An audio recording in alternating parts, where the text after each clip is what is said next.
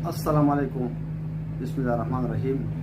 वज़न गिरना, जिस्म का वज़न कद के एतबार से होना चाहिए, यानी 1 इंच कद 1 किलोग्राम वज़न। अगर वज़न और कद की ये मुनासिबत हो तो तभी लिहाज से नॉर्मल है, वरना एबनॉर्मल है।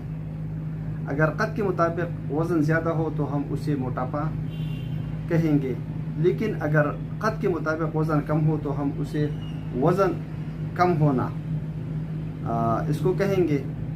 इसके बहुत सी वजूहात है। अक्सर औक़ात मुनासिब खुराक खाने के बावजूद मरीज़ का वज़न कम हो जाता है, जो इस बात की निशानी है कि जिस्म में कोई खलल पड़ा हुआ है।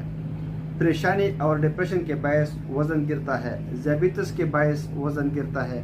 थायराइड ग्लैंड की रतूबत हार्मोन का लेवल बढ़ हो जाने से वज़न गिरता है। एड्स के बायस वज़न तेज़ी से गिरता है। कैंसर के बायस गिरता है। इसके अलावा अमराज क़ल्ब के बायस, क्रॉनिक पेचस के बायस वज़न गिरता है। इसके अलावा दस्तों की पुरानी शिकायत, इसके बायस भी वज़न गिरता है। पेट के कीड़ों के बायस भी हो सकता है। ये मसला टीबी के बायस किसी ऐसी मेडिसिन के इस्तेमाल से जो भूख को कम करती है, इसकी वजह से भी गिरते हैं। मैदे की खराश के बायस अमूमन वज़न गिरने लगता है। इसके अलामात में मरीज़ का वज़न कम हो जाता है। इसके अलावा कब्ज़ हो सकती है, दिल की धड़कन तेज़ हो सकती है, भूख की कमी, इसके अलावा चेहरे की बेरौनकी इसमें भी शामिल है।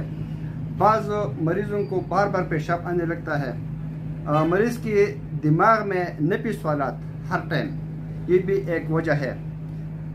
इसके अलावा कमज़ोर जिस्म वाला मरीज़ अक्सर एहसास कम तरह का शिकार हो जाती है। इसके लिए मुख्तलिफ टेस्ट होती है। फास्टिंग ब्लड शुगर होना चाहिए, रैंडम ब्लड शुगर होना चाहिए, खून में TSH, T4, T3 इसका जो चेकअप मालूम करना चाहिए।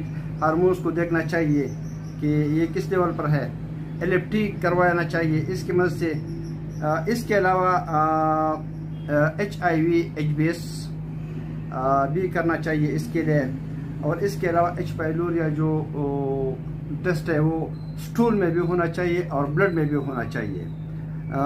इन टेस्टों के करने के बाद पता चल जाता है कि मरीज़ के लिए होम्योपैथिक में कौन सी मेडिसिन सूटेबल है। तो जब ये किसी को भी ये मसला हो वज़न गिरना, तो बहुत से मसले मैंने बयान की, तो वो अपने आप को चेक करे, तो फिर मेरे साथ राबिता भी कर सकती है। अगर अपने इलाके में कोई होम्योपैथिक डॉक्टर हो, नज़दीक काबिल होम्योपैथिक डॉक्टर, तो उसके पास भी आप जा सकती है और कोई अच्छी सी मेडिसिन जो आपके मरज़ के मुताबिक हो आपको दे सकती है।